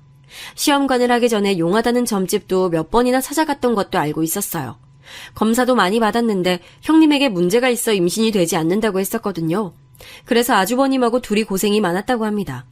그런데 그런 것을 앞에서 티내면 실례니까 당연히 형님 앞에서 아는 척은 하지 않았습니다. 결혼한 지 꽤 됐는데 아이가 없어서 어느 정도 눈치는 챘는데 그래도 한 번도 아이 얘기를 꺼낸 적이 없었죠. 아무리 형님이 얄미워도 저는 사람 간의 선은 지키고 싶었어요. 그런데 그런 형님과는 달리 우리 부부는 비교적 쉽게 아이가 찾아왔거든요. 제가 신혼 때 엄마 병간호를 하느라 정신이 없어서 그 기간은 넘겼습니다. 엄마가 건강이 괜찮아지고 남편하고 상의호 아기를 가졌는데 바로 아기가 생겼어요. 저도 남편도 아이에 대한 욕망이 있어서 만약에 생기지 않으면 형님처럼 도움을 받으려고 했었거든요. 그런데 바로 생기니 우리 부부는 너무 기뻤습니다. 친정엄마도 매우 기뻐하셨고 시부모님도 너무 좋아하셨어요. 아주버님도 동생 부부는 고생을 안 해도 된다니까 좋아하셨죠. 딱 한 명만, 형님만 빼고 우리 아이를 반갑게 맞아주셨습니다. 동서, 원래 임신은 초기가 가장 중요한 거 알아? 유산할 수도 있으니까 조심해. 아, 감사해요, 형님. 안 그래도 요즘 몸 관리 열심히 하고 있어요. 그래, 이거 내가 먹는 율무차거든? 한번 먹어봐. 맛있더라. 그러다 율무차 사건이 터졌습니다. 저는 형님이 제 임신 소식에 떨떠름한 반응을 보여서 그냥 그러려니 했거든요. 하나하나 상대하면 저만 힘드니까 저런 반응쯤이야 무시가 가능했어요. 그런데 어느 날 제사여서 다 같이 모였는데 형님이 저를 따로 부르더라고요. 그러면서 가방에서 율무차를 꺼내더니 제게 건넸습니다. 저는 사실 그때까지 율무차가 임산부에게 좋지 않다는 것은 전혀 몰랐어요. 형님이 선물로 준 거니까 그냥 같이 엄마가 되는 처지에 서로 잘 지내려나 보다 생각했죠. 그런데 제가 그걸 가지고 집에 와서 식탁 위에 두었더니 남편이 소스라치게 놀라더라고요. 율무차를 어디서 났냐고 물어보길래 형님이 줬다고 하니까 남편 표정이 매우 안 좋았습니다. 설마 형님이 일부러 그랬을까? 아무리 성격이 이상해도 그런 나쁜 의도로 그랬을까? 그건 나도 모르겠어. 아니, 그런데 임신하려고 병원까지 다닌 사람이 저걸 몰랐을 리가 있나? 아, 너무 실망이다. 남편은 저보다 더 화를 많이 냈어요. 저는 속으로 기분이 매우 안 좋았는데 이걸 티내면 괜히 좋은 의도를 망칠 수도 있다고 생각하고 넘기게 됐습니다. 그런데 형님이 다음 명절인 추석 때 만났더니 먼저 말을 꺼냈어요. 동서, 율무차 잘 마시고 있어? 그거 진짜 맛있지? 하루에 많이 먹어도 되니까 많이 마셔. 형님, 율무차가 임산부한테 안 좋다고 하더라고요. 그래서 아껴두고 있어요. 출산하면 많이 마실게요. 설마 저한테 일부러 주신 거 아니죠? 저 찾아보고 너무 놀랐어요. 뭐? 진짜? 어머, 나 전혀 몰랐어. 설마 내가 일부러 그랬다고 생각하는 건 아니지? 만약 그러면 너무 실망이야? 진짜 사람을 뭘로 보길래 그런 생각을 해? 형님은 제가 율무차 얘기를 꺼내자 소스라치게 놀랐습니다. 저에게 그러면서 본인은 일부러 그런 것이 아니라고 큰 소리를 냈어요. 저는 조용히 둘이 얘기로 풀고 싶어서 남편에게도 따로 연락하지 말라고 했었거든요. 그런데 저런 반응이 나와서 상당히 당황했습니다. 소리가 너무 커서 시어머니가 우리가 있는 쪽으로 오셨어요. 시어머니가 무슨 일이냐고 묻자 형님은 갑자기 눈물을 흘리기 시작했습니다. 저는 동서한테 좋은 마음으로 율무차를 줬는데 그게 임산부에게 안 좋대요. 일부러 그런 게 아닌데 너무 속상해요. 저는 시어머니가 오자 갑자기 돌변해서 눈물을 흘리는 걸 보니 어이가 없었습니다. 형님한테 직접적으로 뭐라 하지도 않았는데 저러니까요. 시어머니는 원래 차분한 분이라 오해가 있을 수도 있다며 형님을 달래주셨어요. 그러면서 이런 건 서로 대화로 풀어야 한다며 둘이 얘기하라고 하시더라고요. 하지만 전 형님과 대화하고 싶은 마음이 들지 않았습니다. 형님은 도둑이 제발 저리는 것처럼 저에게 억울하다는 말만 계속하더라고요. 시아버지가 첫 손주라고 많이 예뻐하시고 지원을 많이 해주셨는데 그게 이제 우리 아이도 받을 생각을 하니까 질투가 났던 것 같아요. 그렇게 힘들게 아이를 가졌는데 저는 비교적 쉽게 아이를 가졌으니 거기에 대한 질투도 맞고요. 저랑 성격 자체가 상성이 맞지 않았는데 그게 모이고 모여서 터진 기분이었습니다. 저도 사회생활을 해본 사람이니 이런 사람하고는 애초에 엮이지 않아야 한다는 사실을 알고 있어요. 그래서 그 뒤로는 그냥 제가 피했습니다. 정면 승부도 중요하지만 저는 임신까지 했는데 굳이 분란을 만들고 싶지 않았어요. 그래서 형님은 제가 피했고 태교에 집중했습니다. 그리고 유사는 무슨 아무런 걱정 없이 아들이 세상에 태어났습니다. 남편과 저는 아이가 주는 기쁨에 한동안 정신 차릴 수가 없었어요. 시부모님은 형님에게 조리원과 모든 출산용품을 다 지원해 주셨거든요. 그래서 제게도 똑같이 고급 조리원도 보내주시고 비싼 유모차도 사주셨어요. 도우미 이모도 2명이나 불러주셨고 최대한 저를 배려해 주셨어요. 주위를 아무리 둘러봐도 저 같은 며느리는 없더라고요. 어릴 때 힘들게 살았던 것을 보상을 받는 것처럼 느껴졌습니다. 남편과 저는 배울 만큼 배운 사람들이고 또 직업이 둘 다 강사잖아요. 그래서 아이 교육에 대해 많은 얘기를 나눴어요. 그런데 공통된 의견은 너무 부담을 주지 말자는 것이었습니다. 학생들을 가르치며 느낀 건데 너무 집에서 부담을 주면 아이들이 하기 싫어하더라고요. 그래서 최대한 아이가 필요할 때 지원해주자고 생각했습니다. 반면 형님은 우리 부부와 의견이 달랐어요. 제사나 명절 때 모이면 시조카는 항상 학습지를 풀고 있었습니다. 굳이 시댁까지 왔는데 놀지도 못하고 공부하는 아이가 안쓰러웠어요.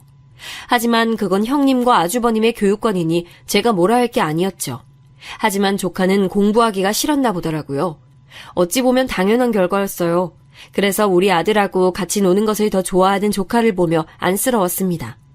형님은 그럴 때마다 조카를 방으로 데려가서 학습지를 풀게 했는데 마음이 씁쓸했어요. 그래서 제가 잠시 조카와 친해질 겸 학습지 푸는 것을 옆에서 봤는데 솔직한 심정으로 말하자면 조카의 국어 실력은 아주 좋지 않았습니다. 맞춤법도 제대로 몰랐고 띄어쓰기도 다 틀리더라고요. 물론 그렇다고 그걸 조카나 형님에게 티를 내진 않았습니다. 칭찬은 고래도 춤추게 하잖아요. 옆에서 조카 보고 똑똑하다고 칭찬만 했어요. 그러다 사건이 하나 터지게 됐어요. 시어머니가 취미로 피아노를 시작하셔서 그랜드 피아노를 하나 거실에 두게 됐습니다. 형님은 본인이 피아노 학원 원장이니까 얼마나 신났겠어요. 시부모님의 사랑을 빼앗겼다고 생각하던 형님이니 시어머니의 취미 피아노는 아주 큰 경사였을 거예요. 역시나 시어머니 옆에 딱 붙어서 건반 하나하나 다 알려주더라고요.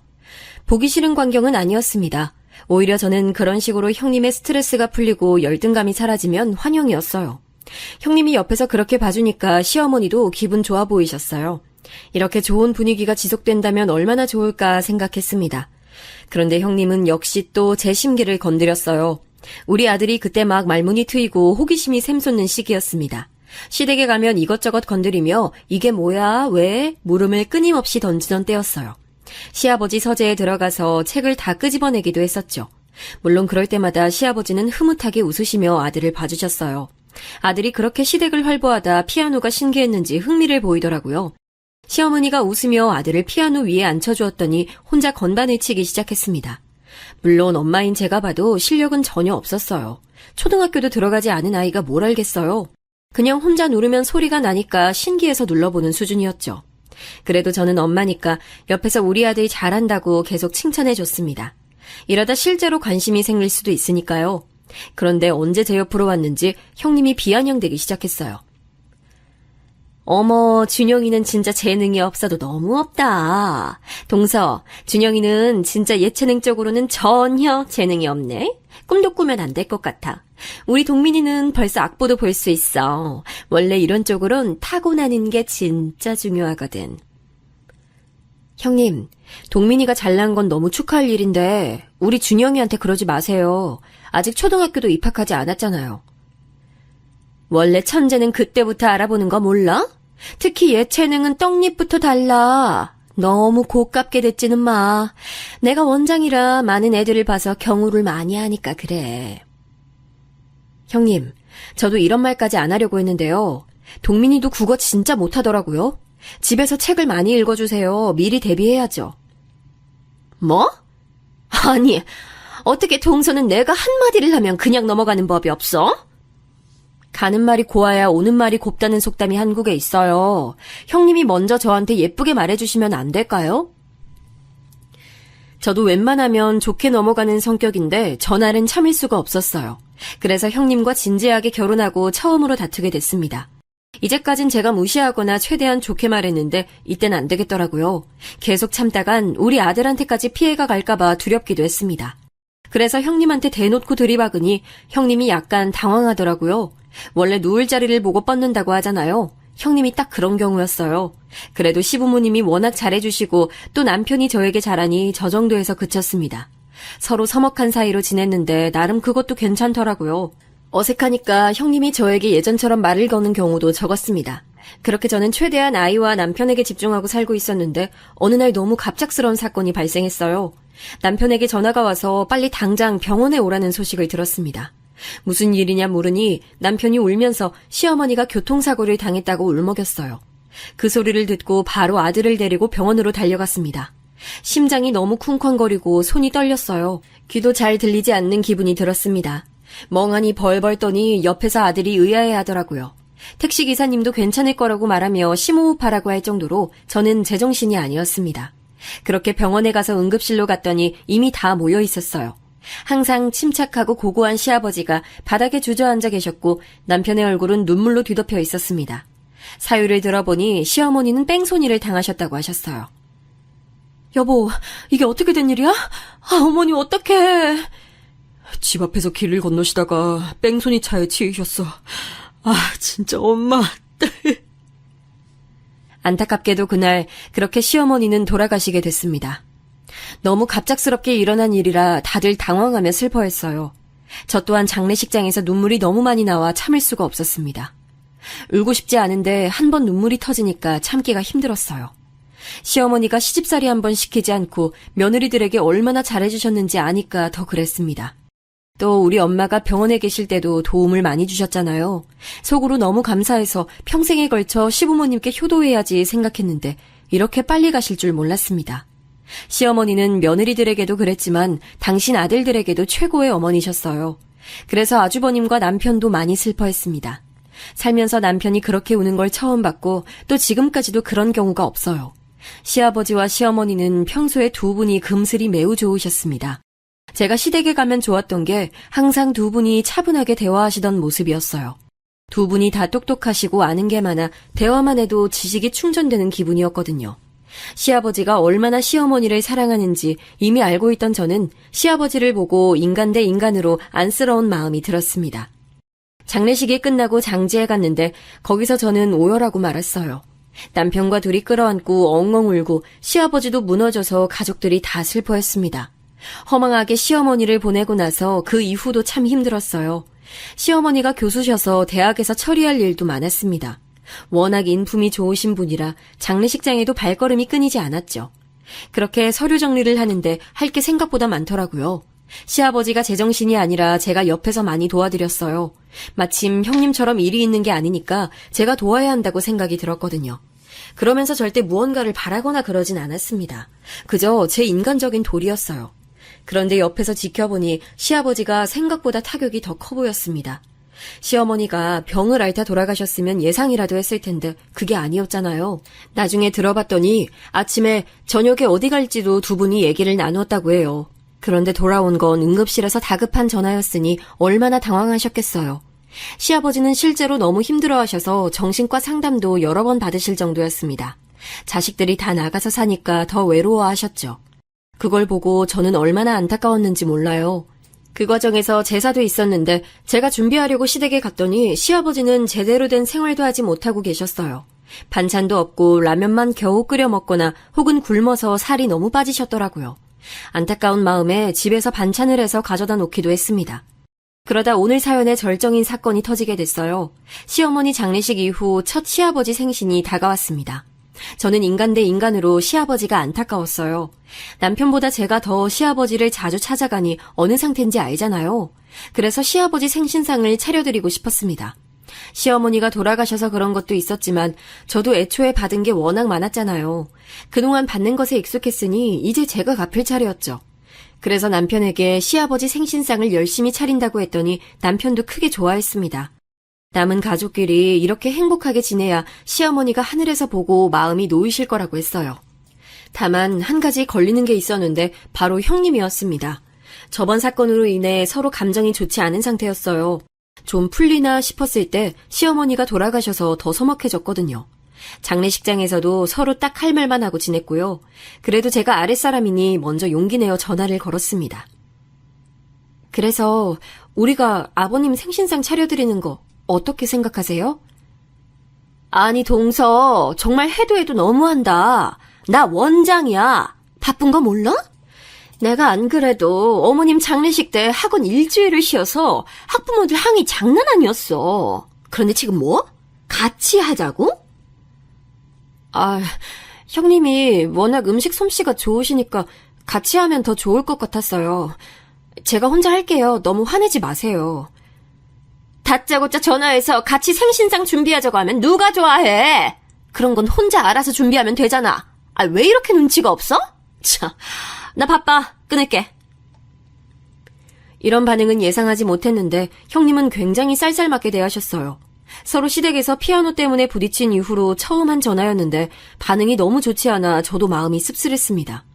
앞서 말했듯 형님이 음식 솜씨는 정말 좋으세요. 그래서 같이 하면 결과가 더 좋겠다고 생각했었죠. 대차게 거절당하고 저는 결국 집에서 친정엄마를 불러 같이 준비하게 됐습니다.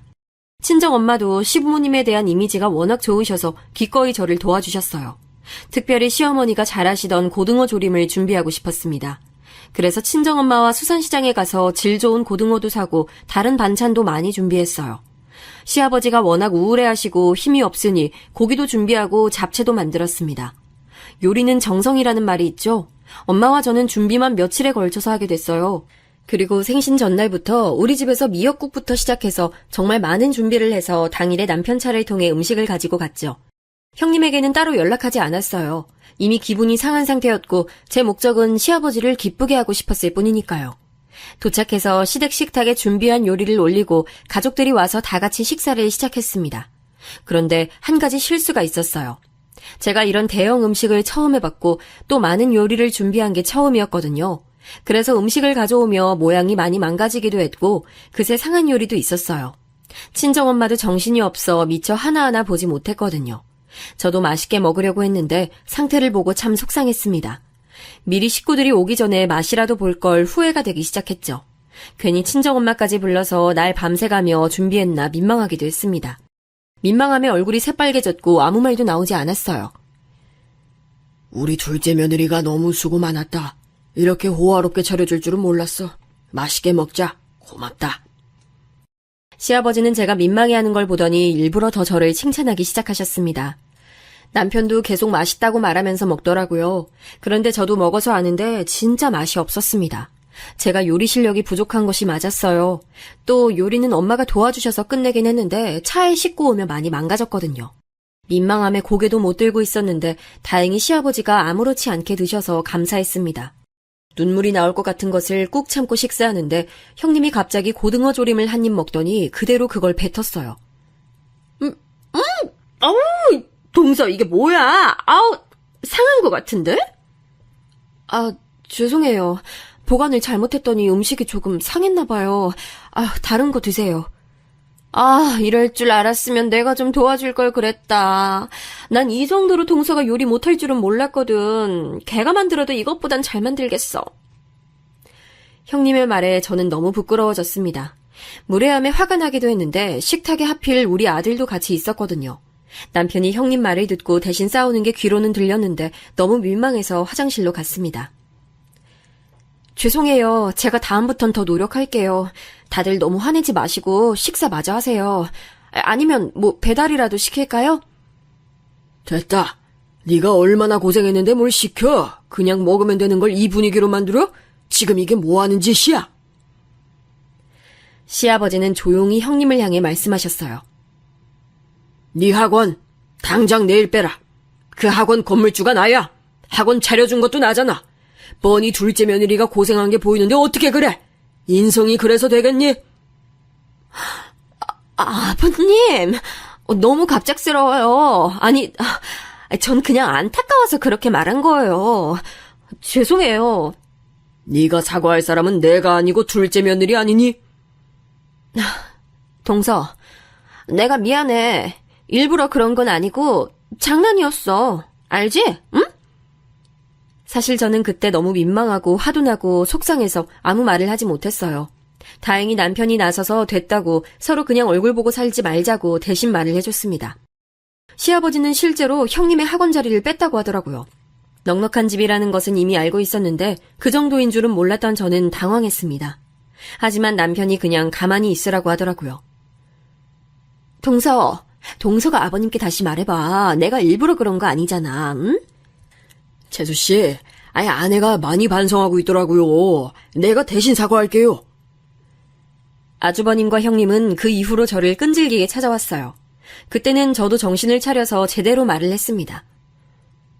이번 경우만 그런 게 아니고 예전부터 형님이 저를 대하는 태도가 상당히 불쾌했어요. 그냥 우리 이렇게 얼굴 보고 살지 않는 게 서로에게 좋은 것 같아요. 제가 단호하게 말하고 연락을 차단했더니 이제는 소식도 모르고 살고 있습니다. 시아버지는 그 이후로 정말 칼같이 형님에게 모든 지원을 끊으셨어요. 워낙 며느리들에게 베풀던 분이라 저렇게 단호할 줄은 몰랐거든요. 대신 저한테 2배로 잘해주고 계십니다. 시어머니가 돌아가셔서 외로우시니까 제가 아들을 데리고 많이 찾아뵙거든요. 그럴 때마다 어찌나 고맙다고 하는지 오히려 민망합니다. 저도 받은 게 워낙 많으니 저절로 그렇게 행동이 나오더라고요. 그래서 지금은 남편하고 사이도 오히려 신혼 때보다 더 좋고 시아버지를 모시고 우리끼리 여행도 다니며 행복하게 살고 있습니다. 시아버지가 제 강사 경력이 아깝다고 학원도 열어주셔서 지금은 저도 원장으로 일하고 있고요. 살면서 지금이 가장 행복하게 느껴져요. 앞으로도 친정엄마와 시아버지를 모시고 행복하게 지내려고 해요. 여러분, 제 사연은 여기까지입니다. 다들 들어주셔서 감사합니다.